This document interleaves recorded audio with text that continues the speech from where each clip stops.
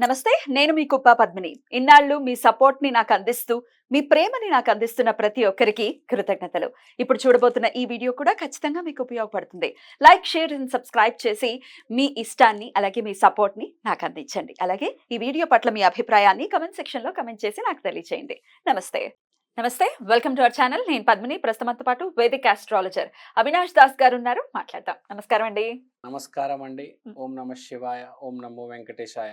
ఎలా ఉన్నారు అవినాష్ గారు? దేవుడి దయ వల్ల చాలా చాలా బాగున్నానండి. ఇది ఈ ఎనర్జీ కావాలి. బోర్డ్ మీద ఏంటండి బాబు భయపెట్టడానికని న్యూక్లియర్ బాంబ్ అని రాశారు. What is going to happen? అసలు ఏంటి? ఏం చెప్పబోతున్నారు? ఏది చూసినా ఒక పాజిటివ్ యాంగిల్‌లో చూడాలి. బాంబునా? ఆప్టిమిజం బాంబునా? ఆప్టిమిజంతో చూడాలి దేన్నైనా ప్రపంచంలో. ఒక బాంబ్ పేలిందంటే కూడా ఆప్టిమిజంతో చూడాలి. ఇవాళ మరి జపాన్ అలా ఉందంటే ఆ, దాని రీజన్ న్యూక్లియర్ బాంబ్. లేకపోతే జపాన్ ఒక ఊరులాగా ఉండేది. ఓకే. సో దాని నుంచి వాళ్ళు చాలా డెవలప్ అవ్వటం కావచ్చు. అవును. ఒక మొక్క కూడా మొలవనటువంటి పరిస్థితి నుంచి ఇప్పుడు ఎంత ఫాస్ట్ గా సో మీరే చెప్పారు ఇప్పుడు ఒక మొక్క కూడా మ్మ్. మొలవని నుంచి ప్రదేశం అది. ప్రదేశం నుంచి ఇంత స్పీడ్ వచ్చారు. ఓకే. మ్మ్. సో 19 అసలు మనం ఇవాళ నుంచి ఇప్పుడు న్యూక్లియర్ బాంబ్ గురించి స్టార్ట్ చేసాం కాబట్టి న్యూక్లియర్ బాంబ్తో స్టార్ట్ చేద్దాం. న్యూక్లియర్ బాంబ్ అనేది ఏప్రిల్ 6, 1945లో పేలింది. అప్పుడు యురేనస్ కృతికాలో ఉన్నారు, వచ్చారు అప్పుడే. వచ్చారు. మ్మ్. కృతిక అంటే రేజర్, మ్మ్. ఉచ్చ కోత. మ్మ్. సో మ్మ్. ఆ ఏప్రిల్ 6, 1945 రోజు మ్మ్. యురేనస్ కృతికాలో ఉన్నారు, మ్మ్. రాహు లియోలో, కేతు యాక్వేరియస్లో ఉన్నారు. మ్మ్. సో ఆ రోజు అమెరికా జపాన్ మీద, నాగాసాకి ఇంకా హిరోషిమా మీద న్యూక్లియర్ బాంబ్ వేశారు. మనకు తెలుసు ఎంత విధ్వంసం జరిగింది. Yeah. సో సేమ్ 84 ఇయర్స్ తర్వాత ఇప్పుడు అదే యురేనస్ కృతికాలోకి వస్తుంది. వచ్చేసింది. ఇప్పుడు వృషభంలో వచ్చింది. ఆ, వృషభంలో అదే రెండో పాదంలోకి వచ్చి ఉండాలి కదా.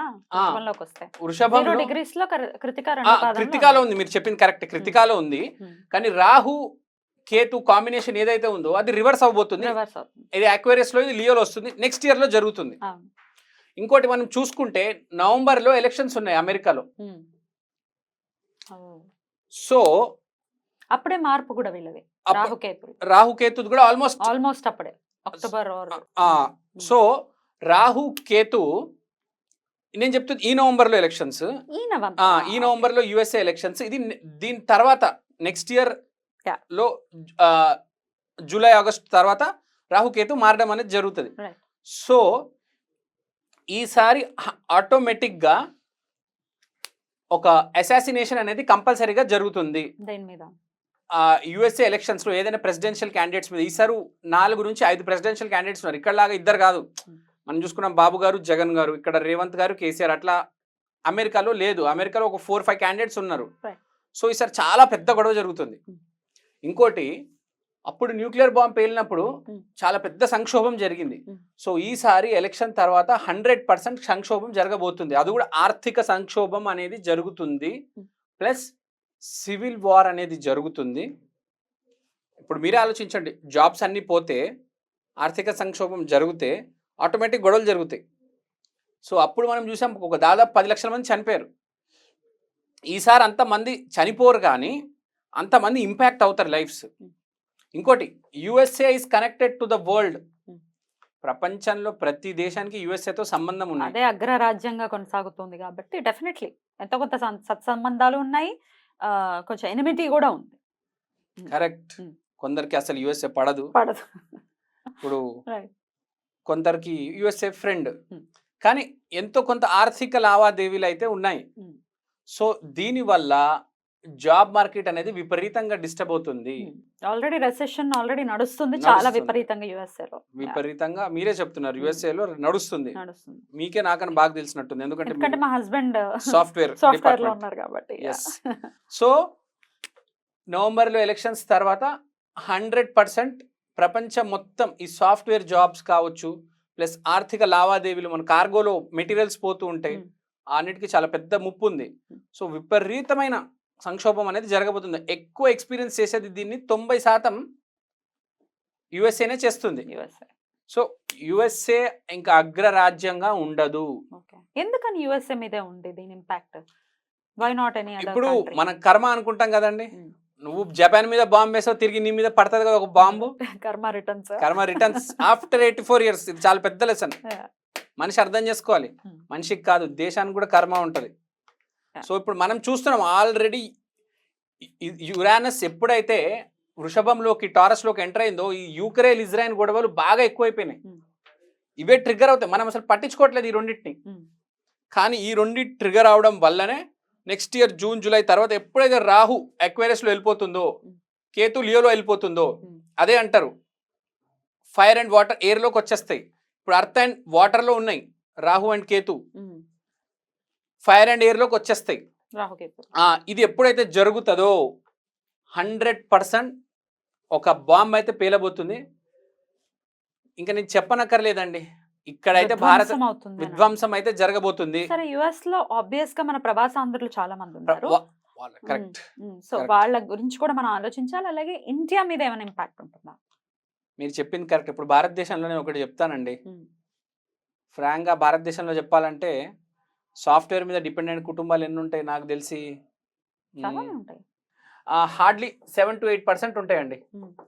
అంతేనా? అంతే, సాఫ్ట్వేర్ మీద కుటుంబాలు ఇక్కడ భారతదేశంలో మాక్సిమం బిజినెస్ చేసుకుంటారు. రోడ్డు మీద స్టాల్స్ ఉంటాయి, లేకపోతే షాప్స్ ఉంటాయి, లేకపోతే వ్యాపారాలు ఉంటాయి. సాఫ్ట్వేర్ మీద 7 to 8% ఉన్నారు. సో భారతదేశంలో డిపెండెంట్ వాళ్ళు, వీళ్ళకి కొంచెం ఇబ్బంది పడవచ్చు. అంటే నేను వీళ్ళు జాబ్ పోతుంది అని చెప్పట్లేదు, శాలరీస్ చాలా డౌన్ అయిపోతాయి. ఇప్పుడు మీరే ఆలోచించినప్పుడు ఆర్థిక సంక్షోభం జరిగిన తర్వాత ఫస్ట్ ఆఫ్ ఆల్ అక్కడ అమెరికాలో జాబ్స్ పోతాయి, ఇక్కడ ఇండియాలో ఎందుకు పోవంటే ఇండియాలో శాలరీస్ తక్కువ, యూఎస్ఏలో ఎక్కువ కాబట్టి ఇక్కడ తీయకపోవచ్చు, కానీ ఇక్కడ శాలరీస్ అయితే తగ్గిపోతాయి. కొంతమంది జాబ్స్ పోవడం కూడా జరుగుతుంది.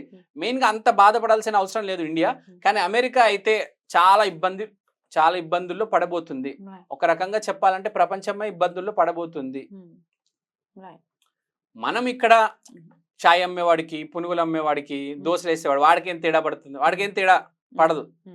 ఇక్కడ ఎంతో కొంత సాఫ్ట్వేర్ వాళ్ళకి తేడా పడుతుంది, కానీ అమెరికా అయితే క్లోజ్డ్ అని చెప్పేస్తున్నానండి. క్లోజ్డ్ అయినా ఏకంగా ఇంకా అసలు అమెరికాలో నేషనల్ చేస్తే నాశనం దుంప నాశనం అంటున్నారు కొన్ని ఒక టైం వరకు. ఎంత టైం వరకు? అది మీరు రాహు కేతు ఇంకా ఆ అక్వేరియస్ ఇంకా లియోలో ఉండేదాకా 18 నెలలు ఆట ఆడుకుంటది అమెరికాని. ఇంకా అసలు రోజు పొద్దున్న లేస్తా గొడవ. ఎందుకంటే సేమ్ కాంబినేషన్ చూడండి, ఆ కృతికా లియో అక్వేరియస్. ఇదే టైంలో యాక్చువల్ గా World War II జరిగింది. వృషభం యురానస్ ఎప్పుడైతే వృషభంలో ఎంటర్ అయింది 7 years పీరియడ్, అప్పుడే World War II జరిగింది 41 నుంచి 48.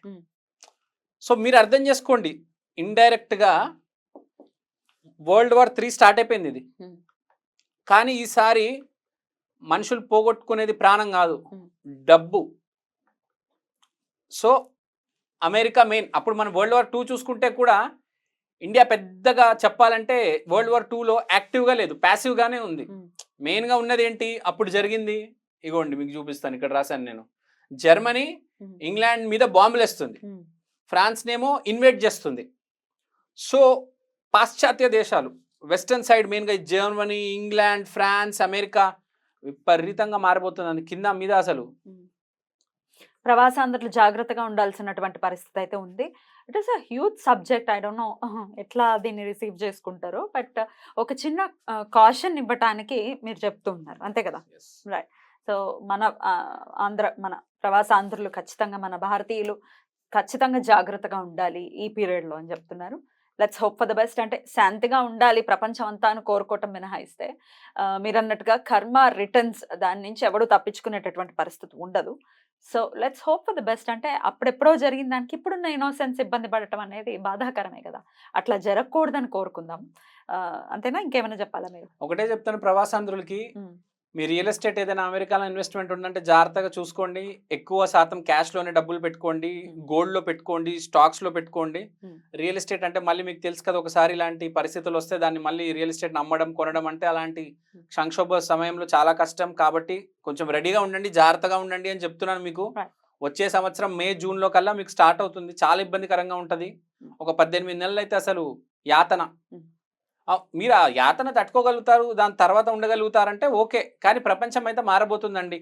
ఏ రోజైతే మీరు గమనించండి, ఏ రోజైతే శని మేషంలోకి వెళ్తాడో Hmm. దీని తర్వాత జరిగేది అది 5 years తర్వాత ఉంది అది. దీని తర్వాతే మెల్లిగా 26 27 25 26 27 27 సో 25 26 లో ఇదంతా జరుగుతుంది. Hmm. 27 లో మొత్తం ప్రపంచం మారబోతుంది. Right. So I mean to say step by step అంతా మారుతుంది కాబట్టి డబ్బులన్నీ జాగ్రత్తగా పెట్టుకోండి. మీకు ఇంకా నాకన్నా ఎక్కువ మీకే ఫైనాన్షియల్ గా అమెరికాలో ఉన్న ప్రవాసాంధ్రులకు తెలుసు కాబట్టి ప్లాన్ చేసుకోండి. Right. ముందు సమయం అయితే బాగాలేదు అమెరికా వాళ్ళకి, ఇండియాలో వాళ్ళకి అయితే ఏం ఇబ్బంది లేదండి, హ్యాపీగా బతికేస్తారు. వచ్చేయాలి అనుకున్న వాళ్ళు వచ్చేయచ్చా? హ్యాపీగా వచ్చేయండి. ఒకవేళ ఆ ప్లాన్స్ లో ఉంటే, ఇప్పుడు పని Guarantee. కట్టుకుని తట్టబుట్ట కట్టుకో చదువుకోమని కాదు, ఒకవేళ ఆ ప్లాన్స్ లో ఉంటే కనుక ఓకే. ఎనీవేస్ చాలా మంది తిరిగి వచ్చేస్తారు కూడా, అది కూడా సత్యం. ఎందుకంటే ప్రపంచం 27లో ఎప్పుడైతే మారుతుందో చాలా మార్పులు వస్తాయి. చాలా మంది ఒకరిద్దరు కాదు, ఇంకా నేను పర్సంటేజ్ చెప్పకూడదు కానీ చెప్పలేను, అలా ఒక నంబర్ చెప్పకూడదు, కానీ చాలా మంది తిరిగి వస్తారండి. మీరే ఆలోచించండి, వాళ్ళే సంక్షోభంలో ఉంటే అక్కడ లోకల్ వాళ్ళు ఇంకా మన వాళ్ళు ఏం చేస్తారు బయట వాళ్ళు వచ్చి. కరెక్ట్. రైట్ అండి, చాలా చక్కగా ఎక్స్ప్లెయిన్ చేశారు. ఎనీవేస్ ప్రపంచం అంతా శాంతిగా ఉండాలి అని మనస్ఫూర్తిగా నేను కోరుకుంటున్నాను. నమస్తే అండి. నమస్తే, సాయిరామ్.